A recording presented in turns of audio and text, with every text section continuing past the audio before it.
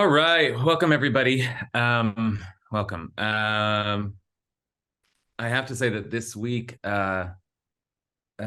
is it's continues to be difficult. It's a difficult time. It's difficult to teach Torah in this time. It's difficult to know what to teach. Anywhere from the feeling that nothing really matters. There's no point in teaching anything. To, on the other hand, way over on the other end of the spectrum is a sense that Torah is not just our people's lifeblood, but also Torah can help us, and Torah can help us think through and work through, and Torah speaks directly to this moment. And that is also a difficult position to hold. That is, there is Torah for this moment. There definitely is, and it so happens that this week's Parsha, I should just say this. So I assume rabbis will be talking about this all over the country this Shabbat, but it so happens that this week's Parashat Lekh Lekha, this is the beginning of the story of Abraham. Not only, there's so many things in this week's Parsha that feel relevant to this moment in our people's history. There's the first war really described in the Torah. So this is the first parsha where you really start to think about war. We've certainly seen violence before, but war, a full scale war, and even more chilling an echo is that we have the first captive of war described in this parsha. In fact, we have two captives named. The idea of seizing captives comes up twice in this week's parsha. One, a kind of kidnapping, an abduction of Sarah when Abraham and Sarah are in Egypt. So that's the first captive. And then during the war, we are told, actually Abraham is told by one of the survivors of a battle, comes to him and says that his nephew Lot has been taken captive. Vishma Avram ki nishba achiv, that Abraham heard that his nephew, his kinsman, his brother had been taken captive. So I at this moment when we have 200 of our people held captive, and when a war is beginning to rage, I thought, as I'm sure many who look in the Torah this week, I thought, okay, this is what we will study. We must study. This is the topic of the day. But I have to say, I went over it, and I don't know why I'm processing with you in real time, but I just, like, you've heard me talk about this a little bit in the past weeks, and I feel this ambivalence, because on the one hand, I feel desperately that we need Torah, and yes, that we need Torah for this moment, but I also hesitate to just sort of talk about the stories in the Torah as if they're, just sort of spin them around, from our armchairs, and come up with theories and ideas about things that are so raw and so real and happening right this moment.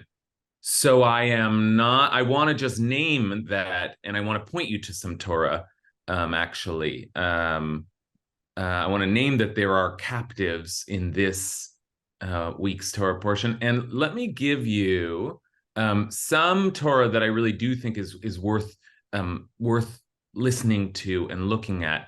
Both of these pieces, one's a podcast, and one is a written piece. Both of these are from Rabbi Ethan Tucker, who is the Rosh Yeshiva at Hadar, one of the Rosh Yeshiva at Hadar, where I now work, and is just a really one of the most important legal thinkers in the Jewish world today, and is therefore someone who is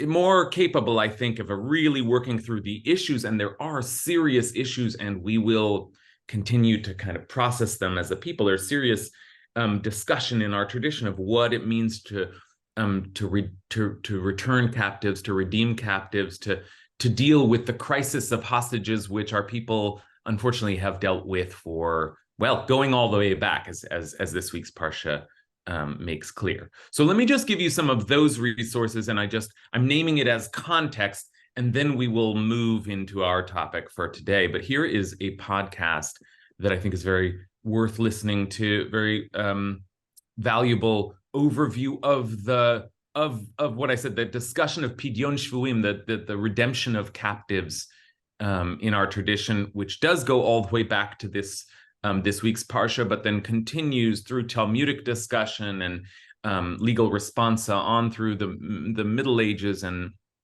unfortunately on through to the present day. So that's one thing that I wanted to share. And then the other thing is same topic, same thinker, but written out. This piece here deals with the Parsha in particular, and the two stories I mentioned, Sarah's being kidnapped and Lot being taken captive, and the different ways that Abraham responds to that. And this is again Rabbi Ethan Tucker, and I think an interesting discussion of that. So all of that I feel needs to be said, named, so that when we head into this Shabbat, many of you, I'm sure, will hear your rabbis speak this weekend about these verses in chapter 14 of Lot's being taken captive. So that's important Torah for the week, but not the Torah we are going to study together for all the reasons I mentioned, because I'm not a sophisticated legal thinker, and I also just feel too personally raw to just talk about the story of captivity when you know. Okay, so with that said, let me say one other thing by way of announcement, which is that we are, if you are in Los Angeles and free this evening, Hadar is expanding into Los Angeles and is going to be doing a kind of opening event tonight. It was originally going to be a much more celebratory kind of thing, but we're still holding the space, and mostly now it'll just be some learning and some music and a chance to gather together, which I need, and I think a lot of us need right now. So if you're in the LA area, you're welcome to come to this event, where I'll be there, but the real guest of honor is Joey Weisenberg, who is just a really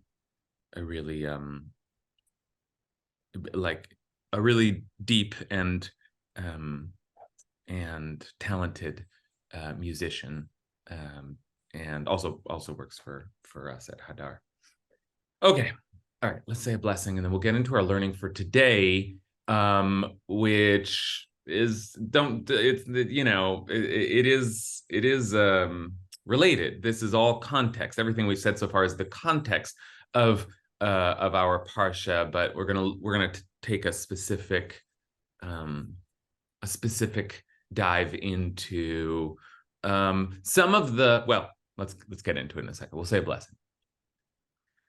Baruch atah Adonai Eloheinu melech haolam asher kitshanu b'mitzvotav v'tzivanu la'asok b'divrei Torah. Okay, so where are we starting today?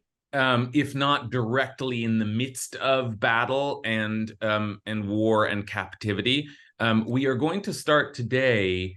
Well, we're going to pick up, actually, and I promised I would be doing this, but we're going to pick up on a theme that I wrote about this week. I suggested that I'm because I'm writing weekly Divrei Torah for Hadar, and you're you're invited to sign up for those. But every week there's an essay, and this class that comes out on Tuesday. This class is on Thursday. And I presume that many times I will never do the same thing over again, but I presume that many times in the class I'll be kind of picking up on some of the themes that that I've been thinking about as I put together this weekly essay, and I'm going to do that today. So this is the essay, and I'm going to take you through quickly some of the key pieces of Torah in that essay. In particular, a very, very important piece of commentary from Nachmanides, the Ramban, and then we're going to take a look at an important and classic debate, philosophical debate between, and this gets complicated, the Ramban and the Rambam. That sounds almost the same. One is Moshe ben Maimon, famously Maimonides, the Rambam, Rabbi Moshe ben Maimon, and one is Rabbi Moshe ben Nachman, Nachmanides in the Latinate. But the way that so again, Rabbi Moshe ben Nachman, the nun and the mem sound the same. So the way that we distinguish is you hit the Rambam first syllable and the Ramban second syllable. Okay, so just some Jewish literacy, for you. The Rambam and the Ramban. Okay, so I hope we'll try to. Hopefully, this won't get too confusing. Maimonides, the Rambam, comes first. And the Ramban is a great admirer of Maimonides. In fact, Maimonides is a pretty controversial figure for all kinds of reasons, some of which we'll deal with today, his philosophical positions. Nachmanides is a great admirer of the Rambam, Maimonides, but also a frequent sparring partner. Right? He's not afraid to challenge Maimonides, and he does so today. So we're going to take a look at that as well. And we're going to get into some really big questions, some of the biggest philosophical questions, implicating especially the idea of free will. Okay?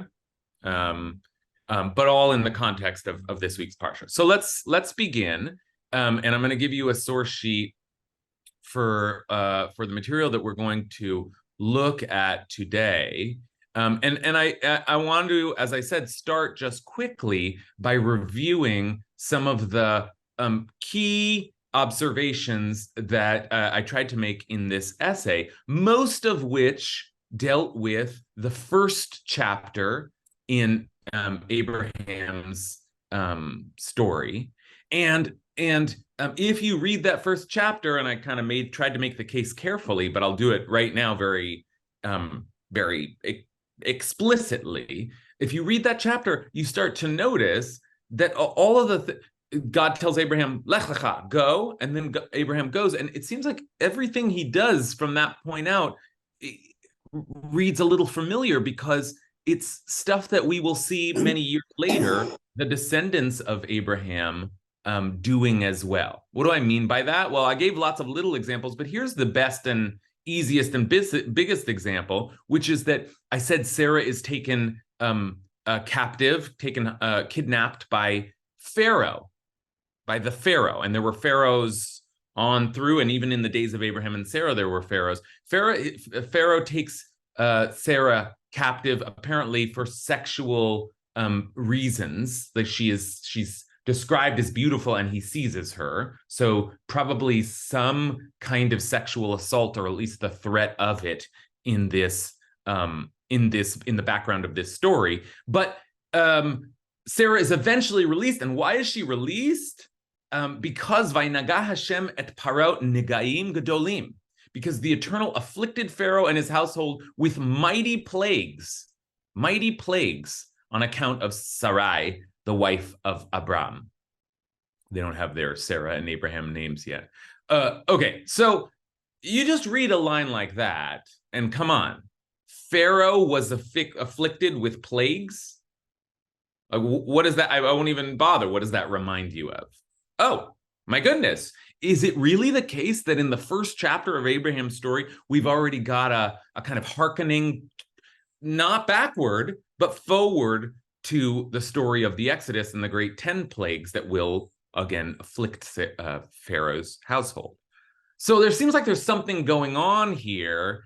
And if you see not just, this is the most prominent example, but if you see 10 examples of this in one chapter, then you start to get the feeling that this chapter is doing something. It is projecting a vision of the future, projecting it right at you from the start of Abraham's story. So what does that mean? And to deal with that, I brought a piece of commentary, an important piece of commentary, I think one of the most important pieces of Torah commentary from Nachmanides, the Ramban, that later thinker, both of them Spaniards, by the way. The Rambam, I believe, is Cordova, and the Ramban is Barcelona. But it was the golden age. And the Ramban brings the following piece, which it's a very important piece. It's so important that it becomes a kind of almost popular saying. And the saying is Maaseh avot siman labanim. The actions of the parents are a sign for the children. So here's how he describes that. And we're going to take a pause after this and trying to think about what does that mean? The actions of the parents are a sign for the children. So let's just read this piece quickly. Omer lecha klal tavinoto b'chol parshiot habaot. I will tell you a general principle that you must understand throughout all of the upcoming stories of Abraham, Isaac, and Jacob. It is a great concept that our rabbis articulated in brief language. Okay, so this is going to help you apparently for the rest of Genesis. They said, and it's a slightly different phrasing here, Kol mashi ira la'avot siman labanim. Everything that happens to the parents is a sign for the children. Now, what does that mean? Well, here's a little bit of an explanation. So when the Torah goes on and on with the stories of the journeys they took or the wells they dug or the other events of their lives, one might think these are unnecessary details. That's remarkable. Just like listen to the Ramban admitting that sometimes we read things in the Torah like, what is this doing here? Why do I have to read about the wells they dug? And in a sense, he's addressing our literary concerns, like what's up with all these details? But no. Everything that the patriarchs and matriarchs are doing, you might think they are unnecessary details which have no purpose, but all of them are meant to teach about the future. For when something happens to a prophet, one of the three forefathers, Abraham, Isaac, and Jacob in particular, he should understand from it that something has been decreed upon his offspring. Okay. That's the piece that I put at the center of this essay that I wrote this week. And you can read the essay, but just before we move further, let's pause here. I've been talking for 20 minutes, so let's just pause here and think about what that might mean, either in context or just now as a saying. Maaseh avot siman labanim. The actions of the parents are a sign for the children. How do we understand that? Jay, let's start with Jay. Hi, thank you. I just have to share my first, which is a very modern interpretation, I think, which is I'm needing to think about cross-generational trauma. Good. The idea of that kind of perpetuation. Good. I'm so grateful for that. Yeah, it is modern language, but that's precisely why that framework is so helpful, because we actually have some rational language for describing the passing of trauma from one generation to another, so that we are replaying, reliving, re-experiencing the experiences of the past, and in particular the trauma of the past. Okay, so that's one way of thinking about it, though. Jay notes that sounds very modern, and modern in contrast to the Ramban's formulation, which is that it's a sign and it's been decreed. It sounds a little more mystical or metaphysical. Jason. Hey, so yeah, I was thinking also of it as a kind of indication that there's a historical process of rehearsal, that in a sense we are having to rehearse things like attaining freedom over and over again to move closer and closer to asymptotically toward where we're trying to get as a people, as individuals. Good. Okay. This now is a different framework for thinking about this repetition.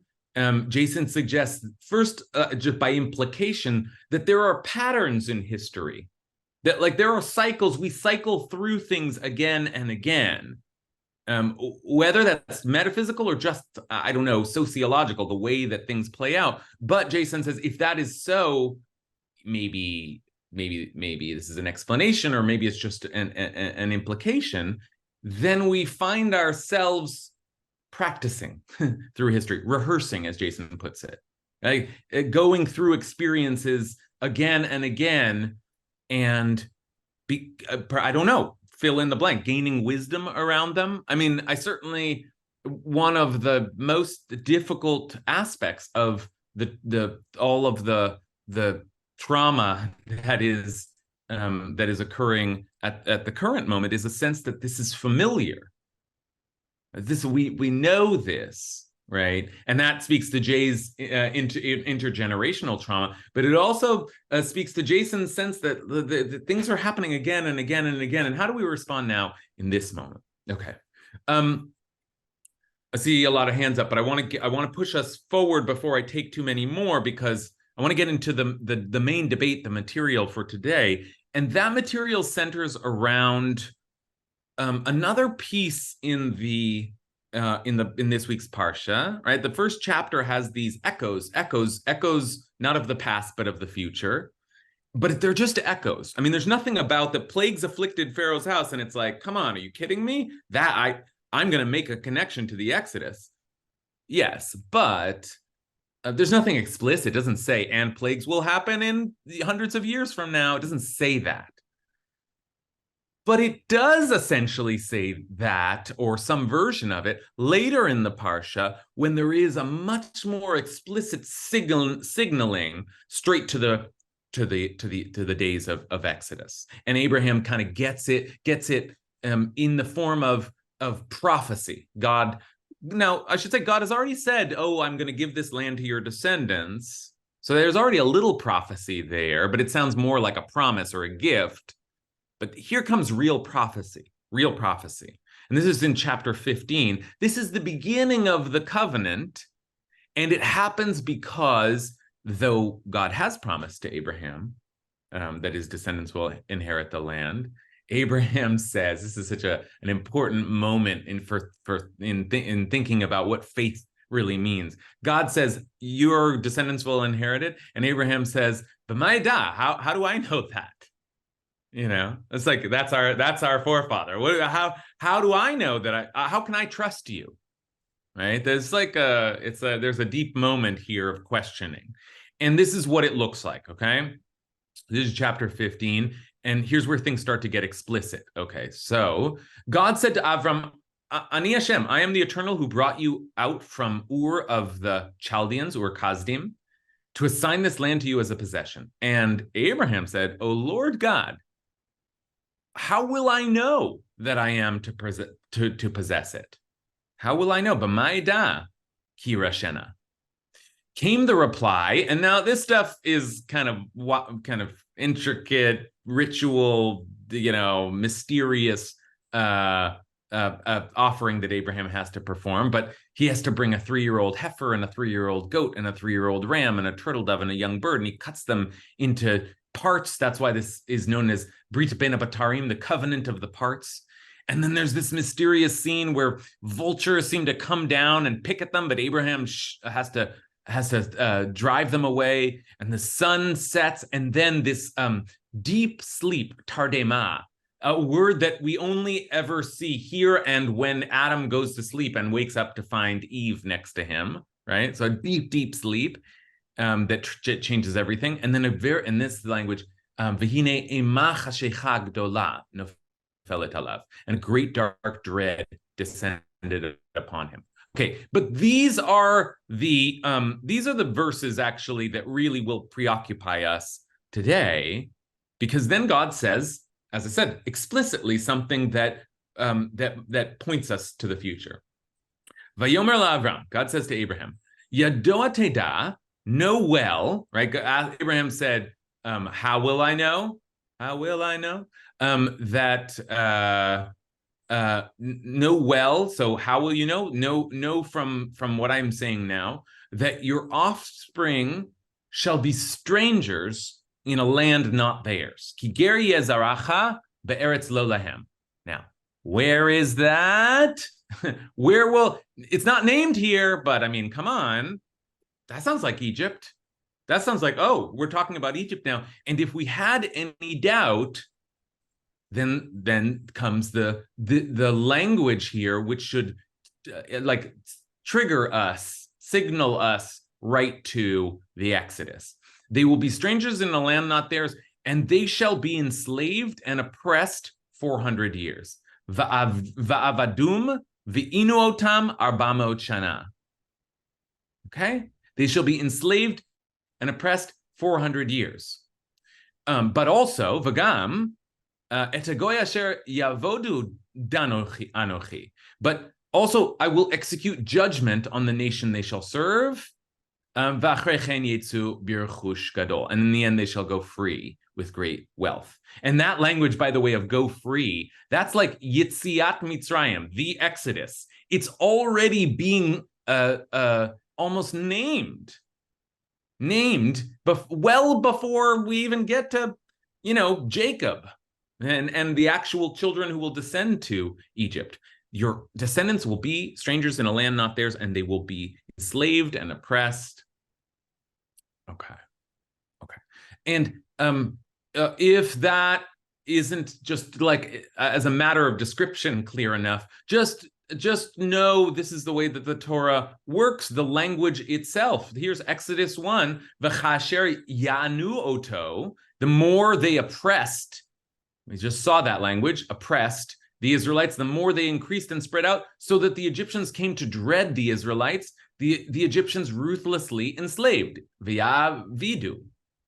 They ruthlessly enslaved the Israelites. So there you have Yanu, Vayavidu, and that, sure. And that echoes exactly the language, the verbs that we saw in Abraham's prophecy. Okay. All right. So everything clear so far? We've got a strong signaling. It's basically like we're being told the Exodus is coming. Now, there are a lot of problems already with that, philosophical problems. What does it mean that a tragedy is being foretold, and why not tell Abraham how to avert the tragedy? Is it really inevitable? I mean, that kind of question is coming up.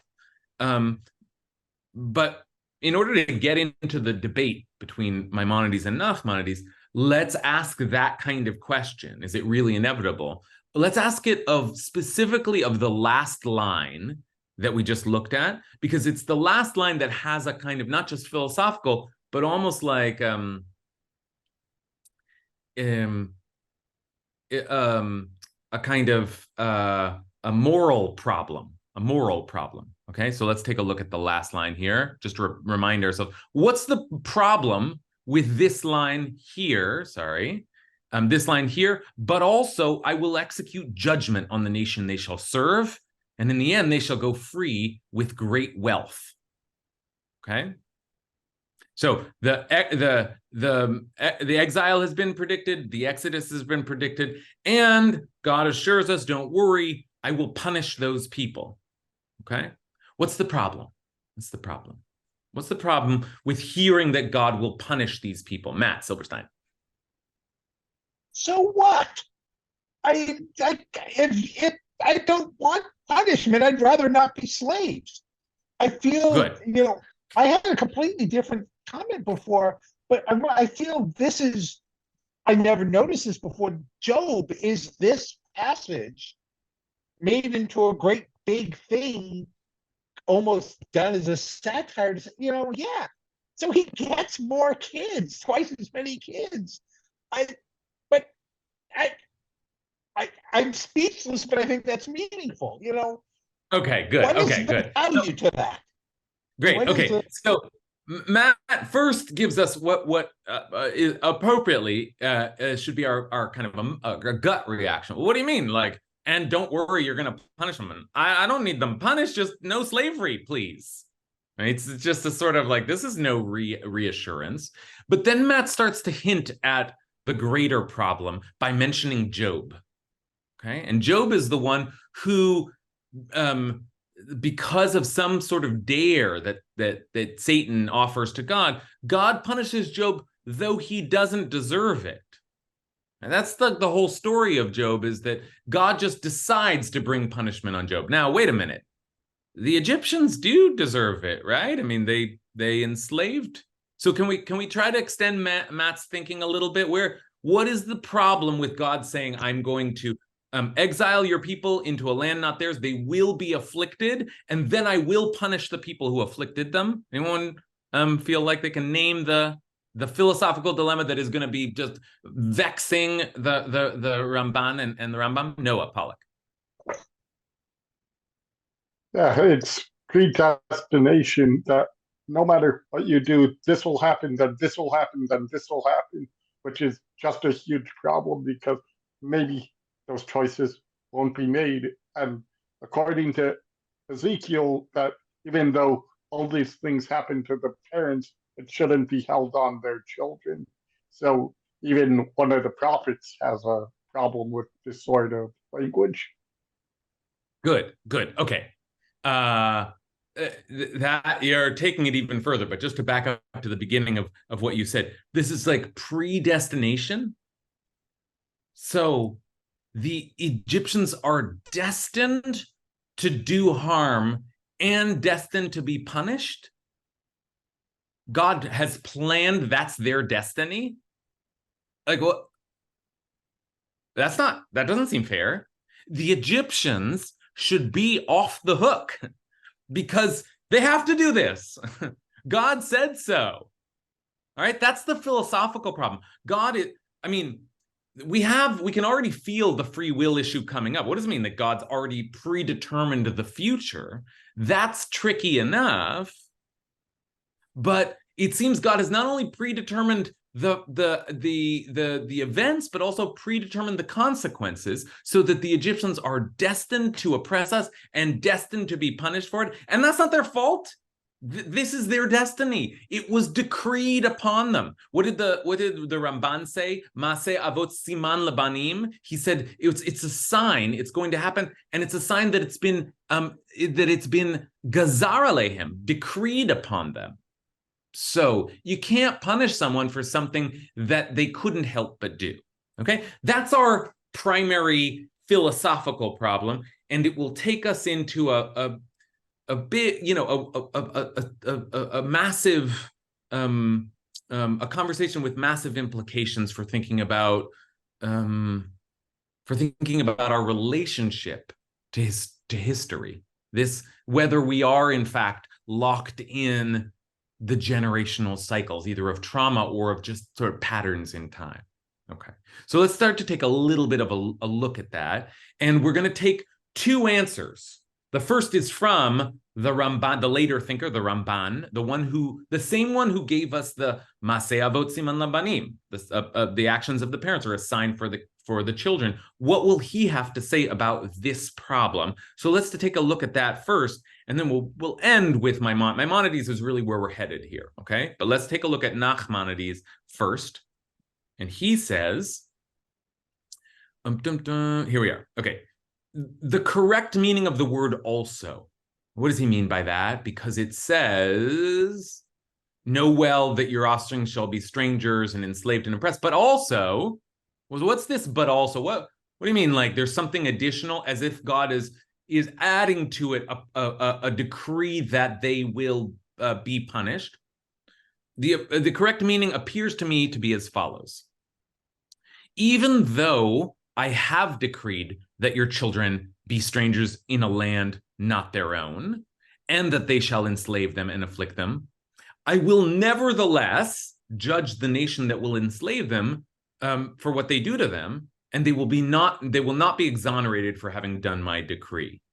Okay, that much we've already spoken out. So he's just sort of repeating the problem, and he's rooting it in the language of also, as if, yes, you might have thought that they would be off the hook, but no, also I will punish them. Now, the question is why? And the Ramban has got an answer. For the Egyptians added on to the evil. They added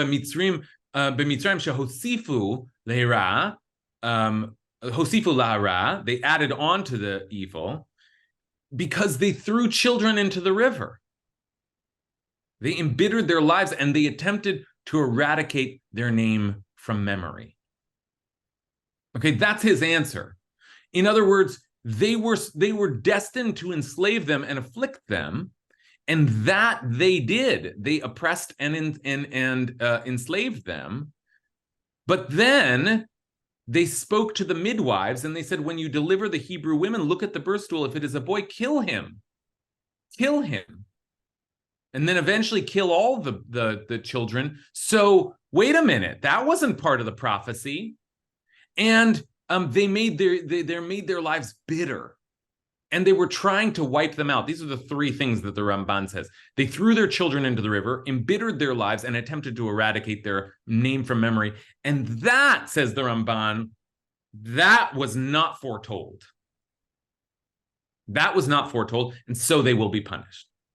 Does anyone want to just speak that out? What's the philosophy there? What is he saying about the way all this works? I saw Emily's hand go up.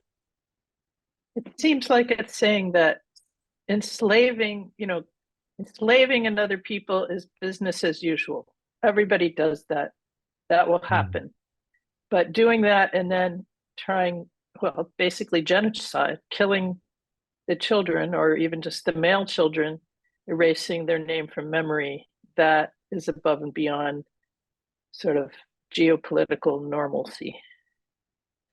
Good. Okay, Emily, I appreciate that because you just gave a brutal account, but I think you're spot on. In other words, there's what Emily adds to this is some sense of like the way things are. Yeah, like there is oppression and slavery and exile and living under harsh regimes that exist, and I'm telling you that your children will suffer from it. But that much, okay, like it's not good. I mean, Abraham's not happy to hear it, but it is sort of the status quo. And if a culture, a civilization, a people falls into that dynamic, there's a certain inevitability about it. That's the way. But the Egyptians took it further. They took it from oppression and slavery to genocide, where it was about drowning children in the river. Right, where it was about embittering their lives. I should say it was about embittering their lives, and the form of it was so brutal and savage and gruesome that they were drowning children in the river. I mean, we know what that's like. It's not just violence. It's like the worst kind of violence. The worst kind of violence. The violence against children for the sake of embitterment. Okay. So that's part of the problem. That's part of the problem. Okay. Let's see here. I have 18 minutes. And I think it's important. I see a lot of hands up, and hopefully we'll have time to do a lot more processing. But I think it's important to take us now to Maimonides, just so we have both voices in this debate.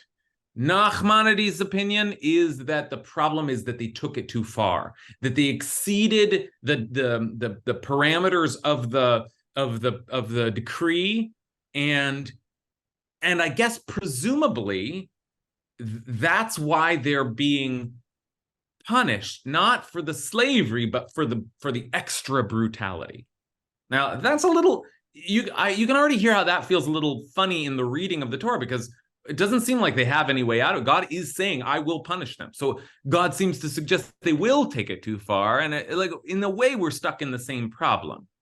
Like, oh, they're going to do that, and then I will punish them for that because I didn't say that, but I know it'll happen. It's a little circular, but that's his position. And I want to now put it in dialogue with the earlier position of Maimonides, which is really a really important piece here for thinking about certainly the topic of free will, and specifically in this context, how free will operates in the midst of these embedded in these historical patterns. Okay, so let's take a look. This is Maimonides, and I'm just gonna introduce him. I won't introduce him. I will let Nachmanides introduce him because it's lovely when you see it happen. The Ramban is talking and he says what he thinks, and he says, now the rabbi stated a different reason, the harav. And that's quite an honor if the greatest mind of the generation, Nachmanides, is just speaking of the Rav, the rabbi, and who he's talking about is the greatest mind of the previous generation, Maimonides. Okay, and Maimonides said a different reason in the Book of Knowledge. We're soon going to look at it, but let's see how Nachmanides summarizes it. It had not been decreed on any particular person. And if any one of all of those who perpetrated evil against Israel had not wanted to do it, harishut biyado, the freedom was in their hands not to do so, since the decree was not directed at any specific person. Okay, you now have the gist of it, the essence of it. We'll now go take a look at Maimonides saying it himself. But just before we go, I said Nachmanides reveres his rabbi here, but he's also perfectly willing to say umatam b'dvarav. But what sense is there in his words? So as we head into this, Nachmanides already disagrees with this, so you're allowed to disagree with it too. And we're going to once we read this, we'll spend the rest of our time debating these two positions. Okay, Nachmanides' position is that they took it too far. You already have a feeling for Maimonides' position, but let's hear him say it. What is implied by what David said in Psalms 25? This is the Mishnah Torah, Maimonides' legal code, and it's the section on repentance. God is good and upright, and therefore God instructs sinners in the path, guides the humble in the path of justice, and teaches the humble God's way. What does that mean? That means that God sends them prophets to inform them of the path of God and to encourage them to repent. Okay, so repentance is possible. In other words, there is a foretold outcome. The prophecy declares that certain patterns in history will be repeated, but you have the capacity to do tshuva. And how does that work? Furthermore, it implies that God granted them the power to learn and understand. This attribute is present in all people. When a person follows the ways of wisdom and righteousness, they come to desire them and pursue them. This may be inferred from the statement of our sages of blessed memory that one who comes to purify himself is assisted, misayin oto. If you try to do good, then you will have help from the heavens, presumably. But wait, and now Maimonides, who is not a Torah commentator, but comments on the Torah, right? He uses this as an example. But wait, isn't it written in the Torah, va'avdum ve'inu otam, that they shall enslave them and oppress them? Hare gazar al hamitzriim lasotra. So God decreed that the Egyptians would commit evil. And lest you think that we're only talking about Egyptians here, then he turns the lens back on his own people. Similarly, it is written in Deuteronomy, and this nation will arise and stray after the alien gods of the land. That nation is us. Hare Gazar al Yisrael. So God decreed that Israel would serve idols. And now the big question, which we've already named, V'lama nifra mehem? If so, why does God punish them? How can you be punished for something that God told you was going to happen? And here's the language we saw in brief earlier. because God did not decree that a particular person would be the one who strayed. Rather, each and every one of those who strayed to idol worship, if they did not want to, could have chosen not to serve idols. The Creator was merely letting us know, and here's an important phrase, minhago shel olam, the way of the world, the way of the world. Okay? So now I think you have the argument, the gist of the argument here, which is that, yes, there is a prophecy, there is a declaration, there is a decree that these things will happen, and some of that decree suggests that bad things will happen to us. Some of the decree suggests that we will do bad things, but that's the way of the world. But that doesn't mean that every single person has to follow the way of the world. So Maimonides' solution is there is a kind of predetermination in the large, what do you call it, macro history, kind of like large scale trends, the way nations behave, the way cultures behave, the way societies behave. But every single person has the option to opt out of it. And so when God says, I will punish that nation, what he's saying is, I will punish the nation as a whole that will end up doing this. But it's not inevitable. You could opt out of that, and then you would escape punishment, presumably. Okay. All right. All right. We have the debate, and we have about 10 minutes to kind of try to flesh it out. But one of the ways to approach that is to ask which of these positions makes more sense to you. The Nachmanides position that the Egyptians didn't have to take it as far as they did, and that part was not decreed, or and really more philosophically important and interesting, Maimonides' position that there is a difference between the way of the world and the choices that every single one of us makes. Okay, and I guess I will start. We teased out a little bit what Nachmanides meant. So let's think now about what Maimonides means. Do you buy that? Do you buy that there is a general way of the world that is inescapable, but that every person has the capacity to choose otherwise? Does that sound right, or is that too easy a solution? Okay, I see a lot of hands up. Who's ready to speak to this question? Ariella. Well, what that reminds me of is, as a kid, my mother would say, just because everybody else is jumping off of the bridge, are you going to do it too? And it's the same thing.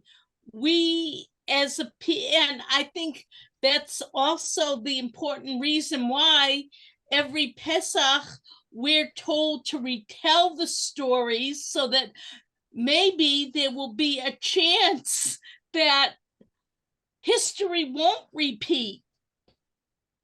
Okay, good. All right. Now, Ariel says a couple of very important things. One is just sort of a big picture, what are the implications of this theory of history that Maimonides presents us? The implications are that, and Jason's comments implied this already at the outset, that we are to study history.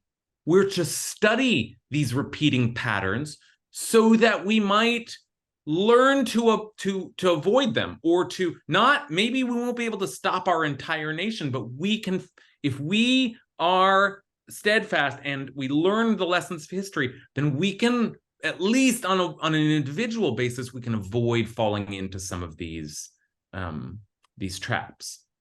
Okay, but I just want to, that's important. I just want to name the other important thing that Ariella said, which is that if everybody was jumping off a bridge, that's like the old mom's wisdom. Everybody's going to jump off a bridge. Why would you? But there's the deep wisdom in there is that you might do it just because everybody else is doing it.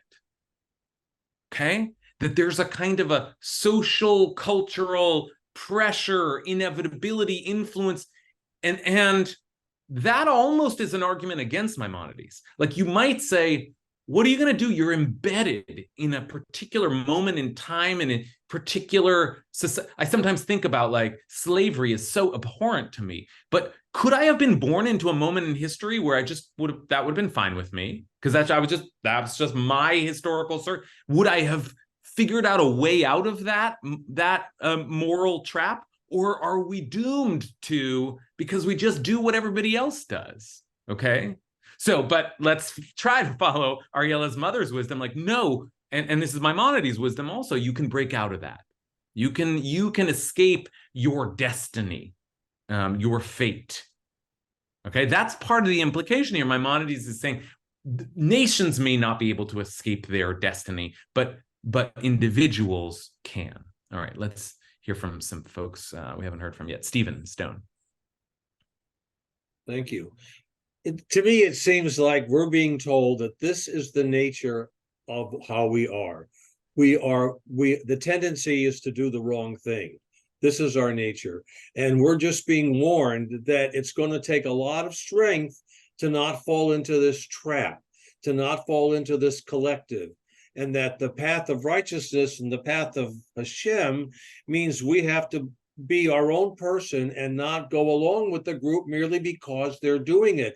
We're being warned in advance by God, look, you're going to go off and do this thing, and then I'm going to get mad at you. If you don't want me to get mad at you, try not to do it. To me, it's so simple. To me, it's simple. Do the right thing, you'll be okay. Don't go along with the crowd just because they're doing it. Be your own person and understand what the path of righteousness really is, according to what God tells us it is, according to who wrote this part of the Torah in the first place, because they're interpreting what they think God said as well. So that's what I think it is. I think it's merely a warning that this is the nature of the human. We were created with this nature. Thank you, God, for creating this bad nature. But we have to work harder to keep it on, to be the right one, do the right Okay, one. all right. So Stephen adds, like, we have been suggesting that maybe there are larger historical forces that are difficult to escape, but that the individual perhaps can, through free will, escape them. And Stephen adds a depressing, but certainly a thought that I've had over the last couple of weeks, like, maybe it's because people are just no good. Like, as a general rule, we tend towards destruction.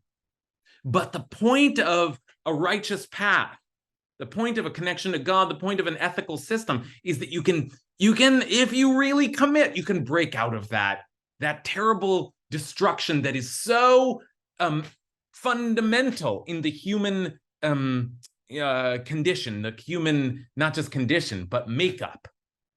Okay, that's depressing. But I think these thoughts sometimes, I thought, oh, yeah, of course, people are just going to keep killing each other forever. Of course. This is just the way it is. And the best we can hope for is that that somehow I'm not going to do it. We have a choice. Every one of us has a choice how to respond in any given moment. There are forces that are bigger than us. There are calamities that are inevitable, but person to person, and Maimonides is clear enough. It could be us, it could be them. Everybody has the choice not to behave in the worst possible way. And Maimonides also has some examples that he lays out. Is poverty inevitable? Is war inevitable? I mean, a lot of these questions flow forth. We're out of time, so I won't go through them all, but I will just highlight one last thing, which is that I think both Nachmanides and Maimonides, they aren't just philosophically speculating. They are also reading carefully the language of the Torah. And let's just do that one more time before we close, because the language of the Torah suggests the possibility of both of these interpretations. And if we go back to the actual oppression in Egypt, the same that language, they oppressed them, they afflicted them, they enslaved them. Then, as the Ramban said, Nachmanides says, they went further, they embittered them, and they tried to kill their children, right? But look at this last line. But the midwives, fearing God, did not do as the king of Egypt had told them. They let the boys live. Okay? And that's like the proof. There's proof text for Nachmanides. Like, look at, they went further and further and further, and they were killing babies for God's sake. But the proof text for Maimonides is that these midwives, some people think they were Hebrews, but likely in the context, they were Egyptians who refused the order, who refused because it was too much. It was too far. It was too gruesome. And they wouldn't do it. And they feared, they had some higher principle. They feared God. And that is what Maimonides says. If you can attach yourself to some higher principle, to the way of goodness and of justice, then you can escape the crushing inevitability of fate, of destiny. Okay, so may that be so for us, and certainly for our enemies, that all of us are able to escape some of the worst patterns of history and find a way towards some higher principle. Okay, I'll see y'all next week.